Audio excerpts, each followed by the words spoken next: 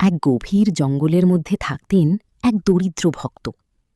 প্রতিদিন তিনি শুধু একটা পাথরের সামনে বসে ওম নমঃ শিবায় জপ করতেন। একদিন কিছু দুষ্ট লোক এসে তাকে নিয়ে হাসাহাসি শুরু করল। এই পাথর কি তোকে বাঁচাবে? ভক্ত শান্তভাবে বলল, এটা পাথর নয়, এটাই আমার মহাদেব। তারা রেগে গিয়ে সেই পাথর ভাঙতে গেল। ঠিক সেই মুহূর্তে চারদিকে হঠাৎ ঝড় শুরু হলো। আকাশ কালো হয়ে গেল। পাথরটা নিজে থেকেই ফেটে গেল, আর সেখান থেকে বেরিয়ে এলেন স্বয়ং মহাদেব। তার চোখে ছিল ভয়ঙ্কর আগুন। এক চাহনিতেই দুষ্ট লোকগুলো মাটিতে লুটিয়ে পড়ল। মহাদেব ভক্তের দিকে তাকিয়ে মৃদু হেসে বললেন, যে সত্যিকারের বিশ্বাস করে আমি তার জন্য সব করতে পারি।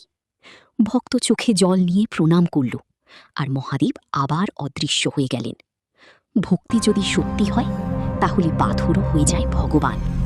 শ্রী শিব। ভিডিওটা ভালো লাগলে লাইক, কমেন্ট আর শেয়ার করো। আর এমন রহস্যময় গল্প পেতে চ্যানেলটা সাবস্ক্রাইব করে নাও।